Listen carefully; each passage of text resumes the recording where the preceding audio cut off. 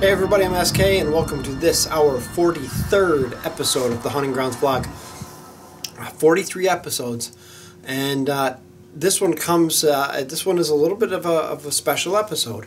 And I didn't know it. A friend of ours pointed it out to us last week when we posted our first vlog in almost a year. But it's been 4 years to the day that we started vlogging. 4 years ago today, I was sitting upstairs in that what is now our office, telling you guys how I was going to start a new vlog and watch it if you wanted to, and if you didn't want to, you didn't have to, and blah blah blah blah blah. Well, 4 years later, we've got almost 4,000 subscribers, couple hundred views, probably 300-400 views on average for each of our vlogs. Some of them get a lot more than that. And I wanted to say that I really do appreciate the fact that so many of you have stuck with us and followed us through this journey and actually watched all this crap that we're putting out and begged for more. So thank you all. We really do appreciate the support. Not only has it been 4 years for our vlogs, but we're into our 7th year as the Haunting Grounds. Just a little less than 7, or a little bit more than 7. No, a little bit less than 7 years ago. It's, 6 years from this past October, so 6.5 years ago, I came up with the name The Haunting Grounds. I don't remember how I came up with it. I remember finding out shortly after we started this that another haunt called the Hallowed Haunting Grounds, based out of California, had existed and closed up a year prior to us starting this, and that was merely coincidence. But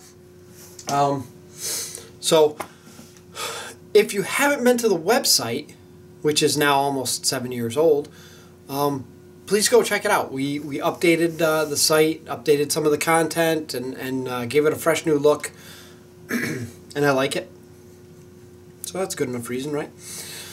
I mentioned last week in our last vlog that at the request of a friend of ours, Dan Doble, you may or may not know him, he's from Inside the Haunt Industry. Great show. If you get a chance to check that out, make sure you do. I will put a link in the description for Inside the Haunt Industry. And he asked, he said, I would really love to see where you store all of this that I call crap. All of this crap. So I'm going to show you that today. But we got to thinking, and we figured, you know what? Storage, what a great topic for a vlog. So I figure we're going to talk a little bit about storage, and a lot of this is probably stuff that most of you already know. And you know what? If you know it all, I apologize for boring you with the details, but if a few people can pick up a few tips, then hey, it's worth it, right? So when you're storing your props, and this goes mostly for the smaller stuff, the skulls, foam skulls, and wigs, and costumes, and lanterns, lighting, and all this other little details that you put into your haunt. Yeah, you really basically have two options. You have bins, and you have boxes. Boxes or bins? Bins and boxes, boxes. The ever-present question: boxes or bins? Well, I figured I would touch base a little bit on the benefits of both, because they both have their own benefits and their own downfalls, and maybe give you a few pointers for packing your stuff up. So we'll start with cardboard boxes. Cardboard boxes, one of the biggest benefits to cardboard boxes is they're free, or at least cheap. If you're buying them in bulk and you want to keep boxes uniform, you can probably get them pretty cheap. But most of the stuff you can get for free if you got a wholesale club or something like that. There's grocery stores. You can always get boxes. So they are. They're cheap. Boxes also take up a lot less space. When you think about boxes as opposed to bins, boxes are very square. And once they're packed, you can pack them all in, on top of each other and take up a lot less. There's a lot less wasted space. Where bins have rounded edges and tapered sides, and when you put them all, you stack them all next to each other, you got this gap. You got this much space between either bin, and when you sit there and look at all that extra space and think, wow, I could probably store a lot more crap into those little spaces. So yeah, boxes. Pack in smaller, and they're really beneficial if you're in a small apartment and you're doing a small apartment haunt, maybe on a front porch or something. Cardboard boxes are probably your best option. They're a lot less protective. Cardboard boxes don't protect things as well. They're more susceptible to water damage. They're more susceptible to rodents. If you have if you're storing your stuff in a place where you might have mice, you're more likely to have mice chew in and find a home in your box. That's never fun. I think we pulled a mouse nest out of one of our Christmas boxes once. But boxes are environmentally friendly, where bins are not. Bins are plastic. They're going to be around forever. Even when they're broken and junk, they're going to end up in a landfill somewhere, and they're still going to be there. When we're all long gone, those bins are still going to be there. Boxes, they'll biodegrade eventually. And one of the other benefits of boxes is when they're not in use, they're a little bit easier to store. Bins, yeah, you can stack inside of each other, but boxes, you can cut the tape and fold them right down to flat and store them under a bed or under a dresser. Or, it's a lot easier to hide them when they're not in use. Bins, however, bins are certainly better when it comes to storing things like we do here in a basement. Concrete is not friendly to boxes. You put a cardboard box on a concrete floor, and after a season, you pick that up. The bottom of the box is going to be rotten, and the floor is going to be wet. Condensation that seeps up through the concrete and ruins the boxes, and sometimes ruins the stuff that's inside of them. We've had that problem. Walls. Well, and I can't show you here because I've got all this pegboard up now, but a good portion of our basement we have it's a flagstone basement, a flagstone foundation, and the same thing happens if you store a box right up against there. Condensation's gonna build up between the box and the wall, and the box is gonna get damp, and it's gonna begin to rot, biodegrade, and you're gonna damage your props. So bins definitely have an advantage when it comes to that. They're more protective. Water damage. We have an old house. This house is 100+ years old, and we had an episode 2 weeks ago where we got quite a bit of rain, and I got some water in the basement. The floor was wet, but it wasn't like inches of standing water. But there was a nice little stream flowing through our storage area over here, and lucky for us, I noticed it, and we were able to get some of the boxes, because I use boxes too, off the floor, but our Halloween stuff was protected. So bins are definitely beneficial there. Bins are more expensive. You're going to pay for them. And on that note, the best time to buy bins is going to be after a big holiday, either Halloween or Christmas. I think those are generally the two big ones. I get my bins at Walmart. Now I found that, and I'm not even sure what brand those bins are. They're Servalite bins that they sell at Walmart. They're pretty durable. They can crack, but they're more square than a lot of the other bins. The rounded edges aren't present there, so they do take up less, or they waste less space. And I like that. And I'll show you those bins in a few minutes. They're also really stackable. The lids have a concave section in it where the next bin sits right on top, and They really kind of lock in together really well. And you can stack them a lot higher. That's another benefit of bins, where boxes are going to end up, the bottom boxes are going to crush. The bins you can stack a lot higher. So if you have the space and you don't mind wasting a little bit of it, bins are definitely more beneficial there. Bins can hold up more weight. You can probably put twice as much weight into a plastic bin than you can put into a cardboard box and still easily move it around. And bins, like I said, will last forever. Where cardboard boxes are going to wear out over time. They're going to rip. They're going to wear.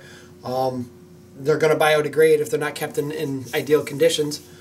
Bins are going to last a lot longer. So, you know, you pay some, you get some. You pay some money for the bins, they're going to last for you.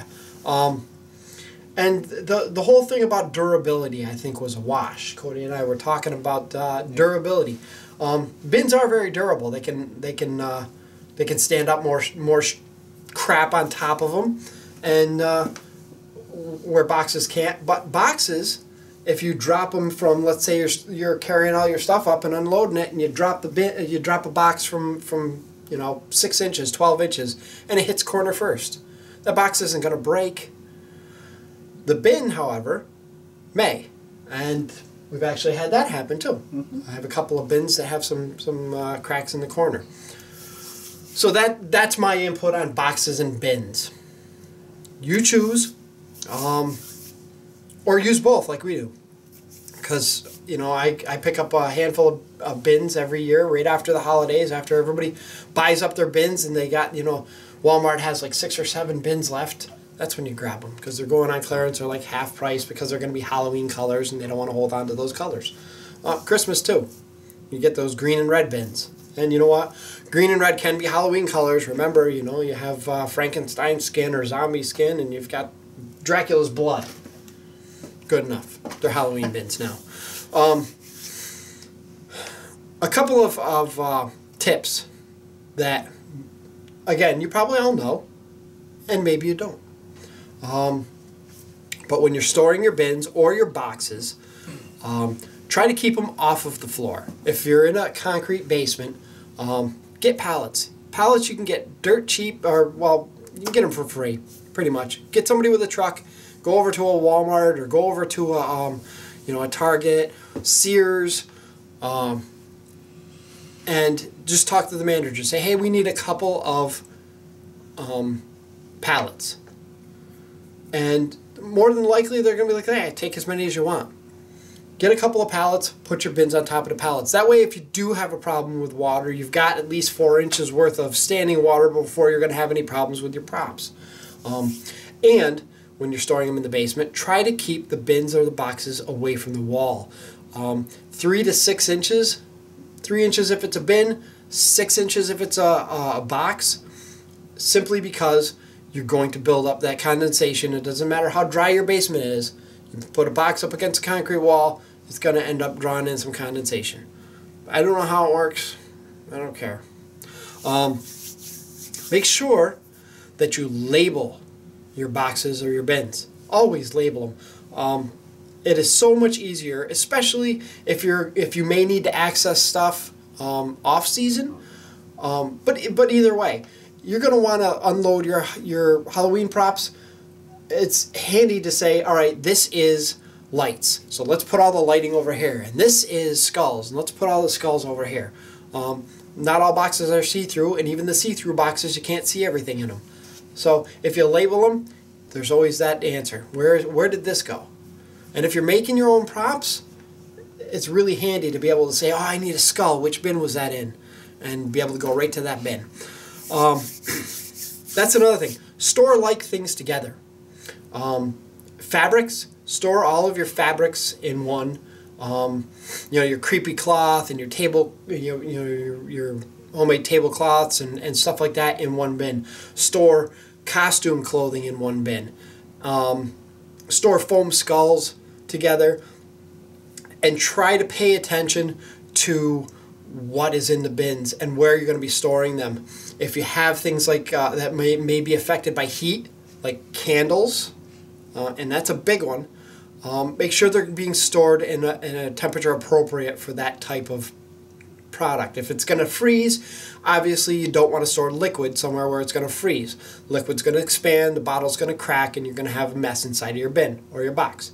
On the same token, candles, if they're going to be stored somewhere that temperatures are going to rise above the melting point of wax, which I really have no idea what is, but I can tell you that my front porch exceeds the melting point of wax.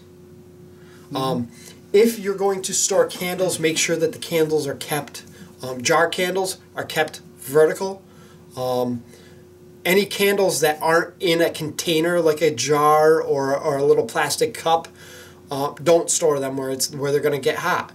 Taper candles, we had this one. It was a taper candle, and I didn't even have it stored. It wasn't in a box. It was on a shelf on our front porch, and the front porch gets warm in the summer. The candle actually,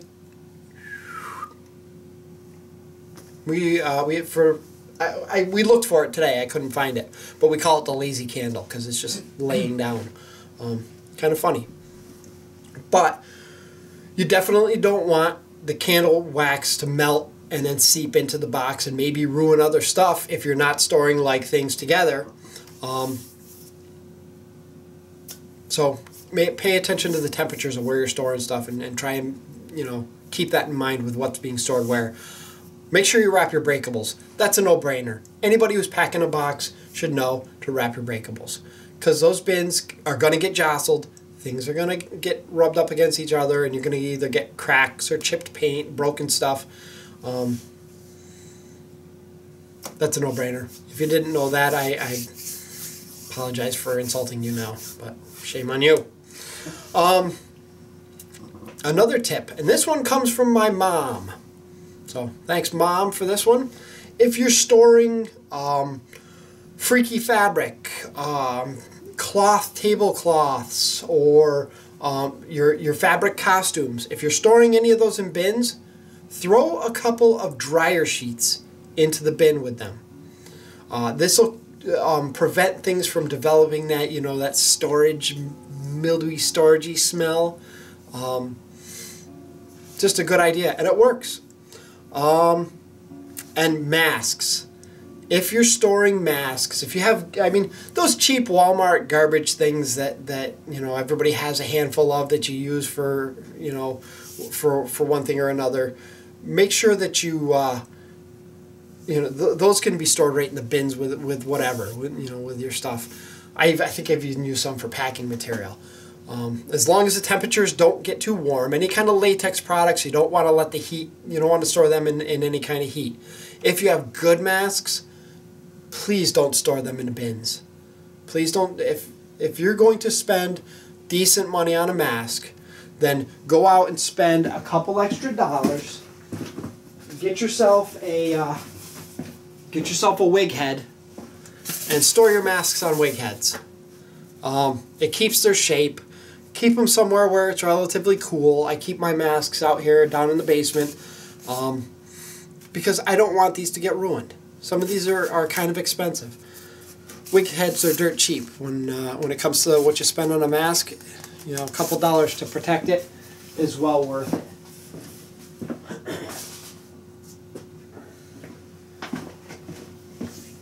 it. And last but not least, when you buy animated props or larger put together props, especially from Spirit, a lot of us have at least a couple of animated props, the jumping spiders, or my favorite one this year was that animated rising doll, which was actually I really hate using store-bought props, but that one was really kind of cool and it was really well received in our haunt. So sometimes you're going to have those. If you do, try to keep the original box because someday down the road you're going to want to get rid of this stuff. Maybe you are, maybe you aren't. But if you want to get rid of it, having the original box for that prop is going to improve the value, especially in the eyes of a buyer. Somebody who sees you know, this cool prop over here is more likely to buy it if that cool prop was actually put back in the original box. And that is another dilemma. When you open your animated props, those ones that have to be put together, it always happens. You open up the box, you're excited, you get everything out, you put it all together, you want to test it out, and you run it, everything works, all right, I got to put it back in the box because I don't need to pull it out for a couple more weeks for the display. And then it's like, how the hell did it go back in there? It's like putting a 10 away. It never fits back in the same way it came out. Well, if you take a couple extra minutes, and when you open up a box for a prop like that, take a look in the box. Take out your cell phone. Everybody has a smartphone nowadays. If you don't have a smartphone, I'm sure you have a camera. Take a photo of how the box is packed.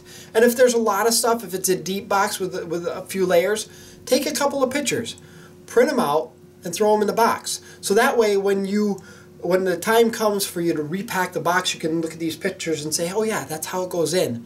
And now, not only is your prop back in the box and stored where it should be, but it's also protected from being crushed or misshapen by other props or other items.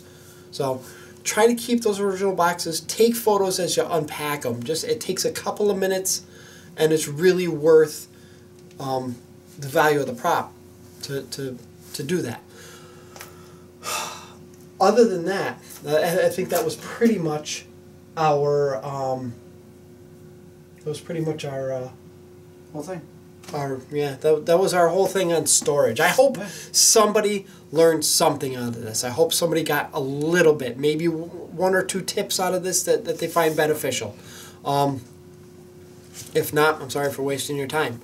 Now, as promised, I am going to take you out and show you where our stuff is stored. So, let's go for a little bit of a walk. Cody, come on. Bon voyage. Alright, the first place we're going to go is actually right here in our shop. And this is our storage area. Now, it's a little bit messy because we, like I told you the story, we had a little bit of a water mishap. So, this is where we have all of our bins. And you can see these are the bins I was talking about. They're relatively square, not a lot of rounded space there, and they do stack up quite nicely. So here you have it, a bunch of bins. And on the other side of the basement, oh, we have the ground breaker and some masks and skeletons hanging and tombstones and ground breakers, or not ground breakers, the grave digger is right there. It's kind of dark over here, Cody. Yeah. They can't see. No, they can. There you go. We have the witch, we have the grave digger kind of tucked in there, and our tombstones. And then we go upstairs. Alright, and this is our enclosed porch, which I really have no room. So there you go, Dan. There's the facade, all broken down. One other tip, if I could share it with you, would be when you build large props like that, make sure they're modular. Make sure you can take them apart and store them in a nice small space. Here is, you can see in the back there, parts of the cemetery gates. Christie's twins here, and the bases for the gates, for the pillars there. And I apologize that the lighting is very poor in here, but there you have it. All of our tombstones, some other miscellaneous junk, and the facade and cemetery gates, all stored up here. So let's head back downstairs to the basement.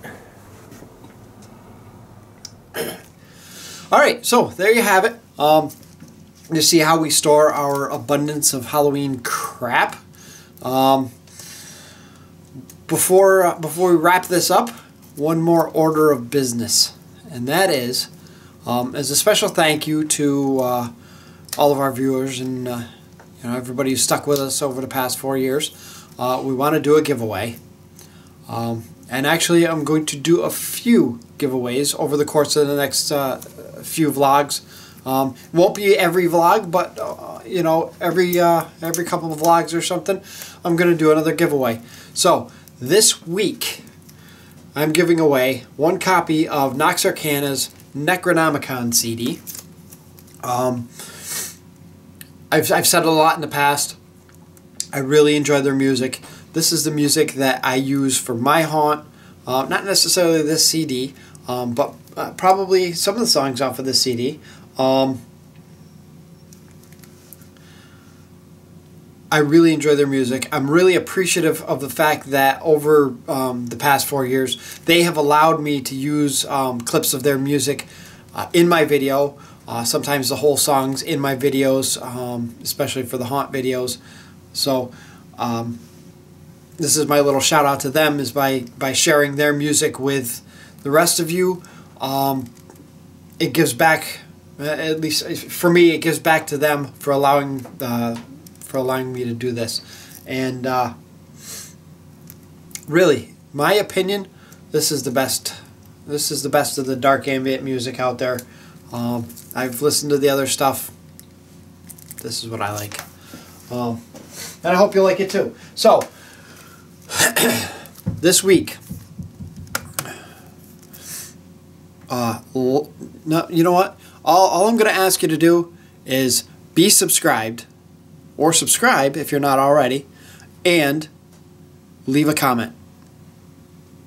And you'll be entered to win this CD. I am going to give this until next Wednesday. Yeah, sure. Next Wednesday, we are going to do another vlog. And we're going to draw the winner of this CD. And in one of our upcoming vlogs, in addition to, I've actually written to Nox Arcana, the people over at Monolith Graphics, and I'm trying to order a few more CDs to give away. So, in addition to those, I'm going to give away a copy of Atmosphere FX Creepy Crawlies 2. In all honesty, this, I bought this year, and not realizing that I already had it. I thought I had Creepy Crawlies 1, so I bought Creepy Crawlies 2. Turns out I had Creepy Crawlies 2, and now I have an extra copy. It can be yours. I'll tell you how in another vlog. I'm not giving this away now. And then, last, before we leave, you can probably see the abundance of supplies that are laid out on the table. We have made a little bit of progress, a little bit more progress in our witch. So I am going to be doing a couple of live videos where I work on this, and people can join in and chat with myself and a few other people, and or just watch and learn. I'm going to be learning as I go, so I might as well share it with everybody else. Hopefully I'll be able to start that next week. The plan was to start that this week, and it didn't happen, so well, next Wednesday. Put it on your calendar. 8 p.m. Eastern Time. I'm going to try and start that vlog. I will put a post up in on our Facebook page that that we're doing it, and we'll probably throw a link into Haunter's Hangout on Facebook. So that's it for this week. From the Haunting Grounds, I'm SK. I'm Cody. Thanks for watching.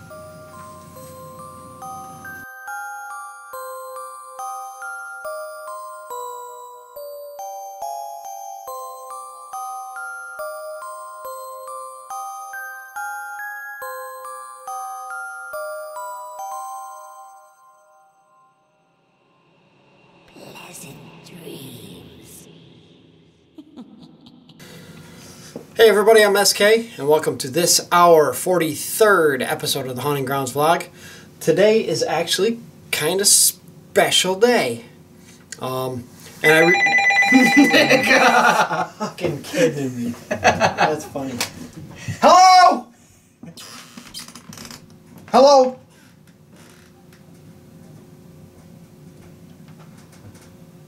Is this a recording? Okay, good.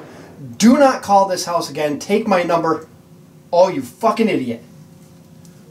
Fuck you, you fucking fuck. What? And that's how you handle telemarketers.